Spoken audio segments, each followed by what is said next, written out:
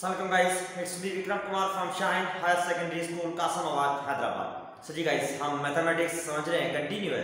तो मैथ्स अगर आपको कंटिन्यूसली रखनी है, समझनी है, सीखनी है, तो आप लोग पहले इस YouTube चैनल को सब्सक्राइब जरूर करें, शेयर करें, कमेंट करें, और उसके साथ साथ बेल आइकन को प्रेस जरूर कीजिएगा ताकि हर वीडियो का नोटिफिकेशन आपको मिलता रहे एंड आप हर प्रॉब्लम इजीली समझ सकें, सीख सकें एंड कंप्लीट कर सकें।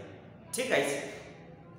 सो आइए हम कंटिन्यू रखते हैं अपनी क्लास। एक्सरसाइज 2.5 कंटिन्यू है, समझते आ रहे हैं। तो आज की क्लास में जो हम सीखेंगे वो क्या है, वो है क्वेश्चन नंबर 3 समझेंगे। ठीक है। तो क्वेश्चन नंबर 3 एक थ्योरेटिकली स्टेटमेंट है। तो थ्योरेटिकली स्टेटमेंट गिवन है, तो कैसे समझेंगे, क्या करेंगे, वो समझने से पहले, स्टार्ट करने से पहले आप लोग रेडी हो जाए। चलना कहीं नहीं है, रेडी हो जाए मतलब समझने के लिए रेडी हो जाए। ठीक है। कॉपी एंड पेन अपने साथ रखें एंड फुली कंसंट्रेशन से बैठे ताकि इजीली समझ में आ जाए। अब तक क्वेश्चन 1 एंड 2 समझे थे, उनके पार्ट थे वो तो एक पार्ट दूसरा सारे एक जैसे थे, जस्ट क्वेश्चन गिवन था एंड बाय अप्लाइंग फॉर्मूला। अब ये स्टेटमेंट है, स्टेटमेंट को मैंने चीजें समझना, तो इसलिए कह रहा हूं be ready, copy and pen अपने साथ रखें, फुली कंसंट्रेशन से समझने की कोशिश करें। इजी वे से समझते हैं, समझाने की कोशिश करूंगा ताकि इजीली आपको समझ में आ जाए, मगर समझने की कोशिश करेंगे तो समझ में आ जाएगा। सही है, रेडी है, आइए समझते हैं साथ में। अब क्या कह रहा है, find the equation of the straight line. Straight line की इक्वेशन फाइंड करनी है। ठीक।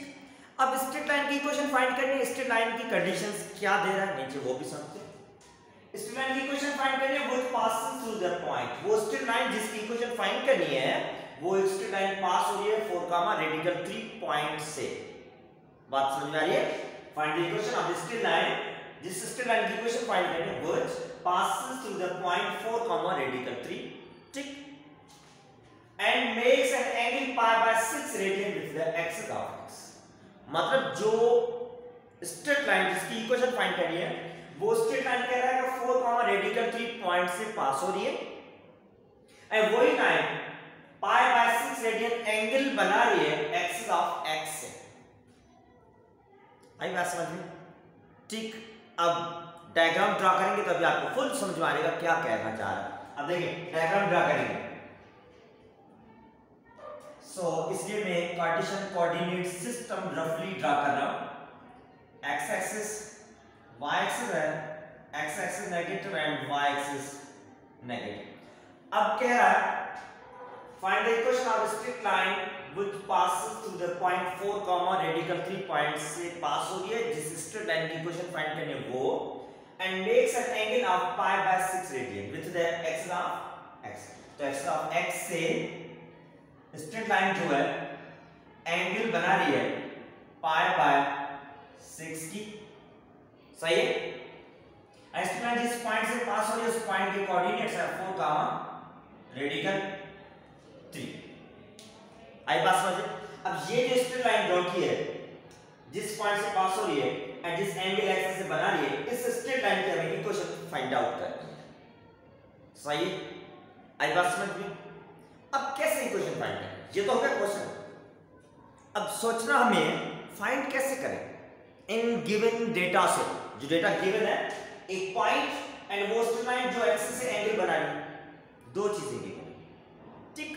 अब ये डेटा है, अब इसके हिसाब से हम इक्वेशन कैसे कैलकुलेट करेंगे। आई बात समझते हैं कैसे कैलकुलेट करेंगे। तो एक्सरसाइज 2.4 समझिए, थोड़ा अगर जहन में है, मैथमेटिक्स में प्रैक्टिस की है, जहन में है तो आपको समझ में आ जाएगा, मैं समझाऊंगा कैसे हो रही है। अब देखिए स्ट्रेट लाइन जिसकी इक्वेशन फाइंड करनी है वो स्ट्रेट लाइन है एक पॉइंट से पास हो रही है। ठीक है। अब वो सेम स्ट्रेट लाइन एक्सिस से सबसे एंगल बना रही है, तो इस एंगल की हेल्प से हम इस स्ट्रेट लाइन का स्लोप कैलकुलेट कर सकते हैं। स्ट्रेट लाइन का स्लोप कैलकुलेट कर सकते हैं। स्लोप कैलकुलेट कर सकते हैं तो स्लोप आ जाएगा, स्लोप आ जाएगा एंड पॉइंट है slope point form. Slope calculate कर रहे हैं, पॉइंट गिवन है, स्लोप पॉइंट फॉर्म यूज करके हम इक्वेशन फाइंड आउट करेंगे। सही है। कैसे स्लोप कैसे कैलकुलेट करेंगे वो समझाया भी हमने। स्लोप कैलकुलेट करना है, एंगल गिवन है तो स्लोप से एंगल फाइंड करने के लिए कैसे करेंगे वो देखते हैं। सो मैं लिखता हूं यहां पर first we find slope of line. Slope line का कैसे कैलकुलेट करेंगे, एंगल गिवन है, एंगल गिवन है तो therefore we know that slope जो कैलकुलेट करना है m से रिप्रेजेंट करेंगे is equal to tangent of theta. सही है, आ रहा है एग्जाम में, पढ़ा है हमने। अगर एंगल गिवन है स्लोप कैलकुलेट करना है तो m is equal to tangent theta formula use करेंगे, ठीक है। So m is equal to tangent theta means pi by 6 है, pi by 6। So m is equal to tangent pi by 6 means 30 degree. ये एंगल आपको थोड़ी ज़हन में जरूर होनी चाहिए, पाई बाय 6 मींस 30 डिग्री। तो 30 डिग्री में कन्वर्ट इसीलिए किया ताकि आपको इजीली समझ में आए। डायरेक्ट मैं आंसर भी लिख सकता था पर आपको इजीली समझ में आ जाए इसलिए 30 डिग्री लिखा। अब टेंजेंट 30 डिग्री की वैल्यू क्या है, ज़हन में है?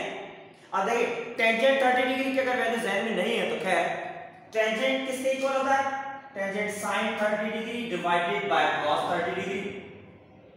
Tangent 30 degree means sin 30 degree divided by cos 30 degree. सही है। अब sin 30 डिग्री की वैल्यू होती है 1 डिवाइडेड बाय 2, cos 30 डिग्री की वैल्यू होती है रेडिकल 3 डिवाइडेड बाय 2। ये तो वैल्यू ज़हन में आपको होनी चाहिए। टेंजेंट अगर ज़हन में नहीं है कोई इशू नहीं है, मगर sin और cos दोनों जरूर होना चाहिए। तो sin की वैल्यू cos की दोनों की मैंने लिखी, सही है। अब देखिए 1/2 से जो रेडिकल 3/2 डिवाइड हो रहा है मल्टीप्लाई में चेंज करेंगे 2/रेडिकल 3, 2 में कैंसिल हो जाएगा, बाकी 1/रेडिकल 3। sin 30 डिग्री मींस 1/रेडिकल 3। आई बात समझ में, सही है।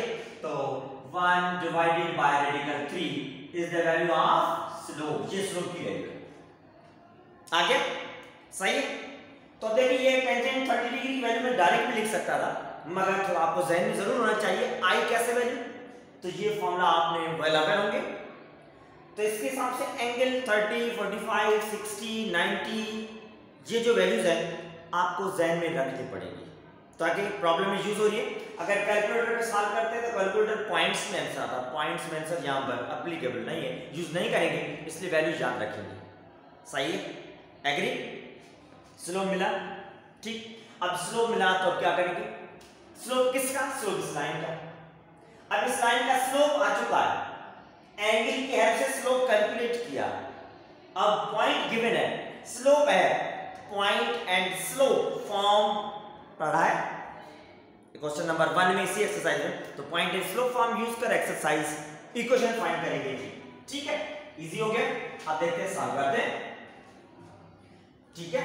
तो अब देखिए क्वेश्चन कैसे था गिवन, कैसे हम सॉल्व करें। तो ये मेन चीज है आपको समझना, गिवन क्या है, अब कैसे हम इसको सॉल्व करें।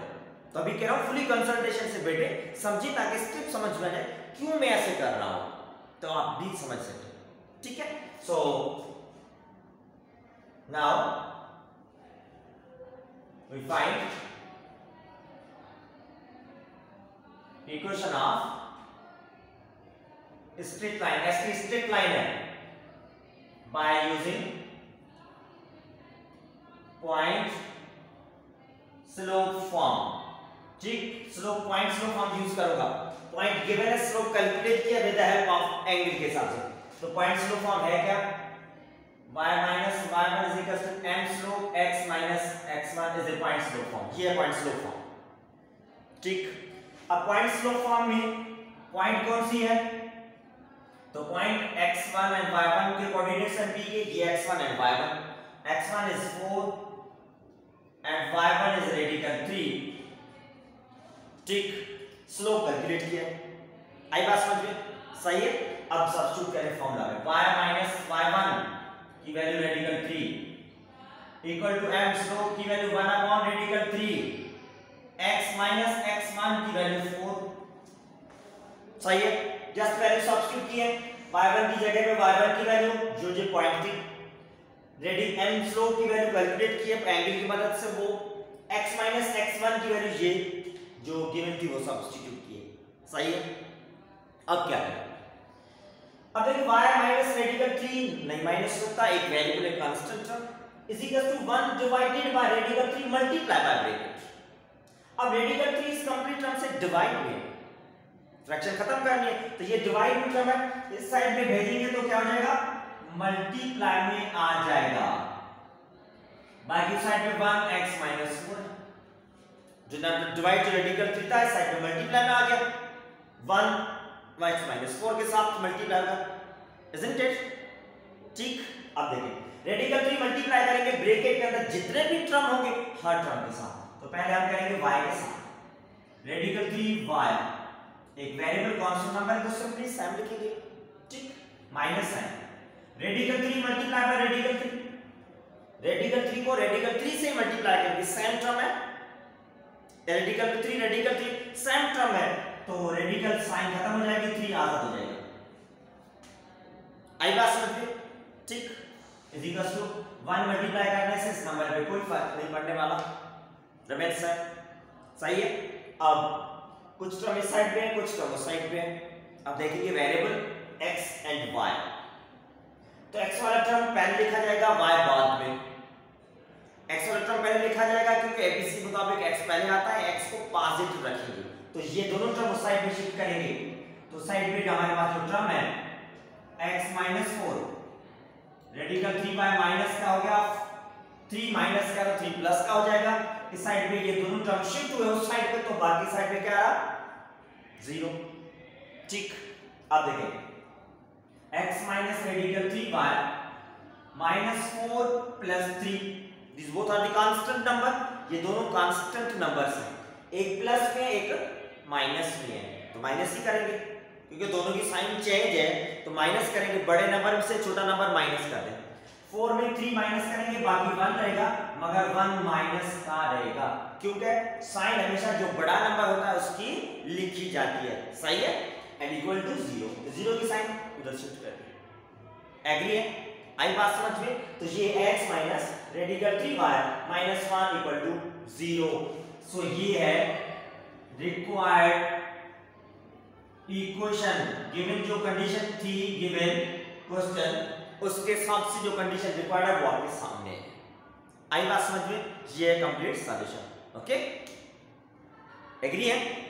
अब प्रैक्टिस आपको करनी है, ठीक है, तो मेन चीज है वही हर प्रॉब्लम में दोहराता जा रहा हूं, रिपीट करता जा रहा हूं, क्वेश्चन को समझना, समझ में आ गया डायग्राम ड्रा करें, एंड देन देखिए गिवन क्या है एंड क्या सॉल्व करें, क्वेश्चन कैसे सॉल्व करें, दैट मेन चीज, तो ये प्रैक्टिस से होगा, ठीक है।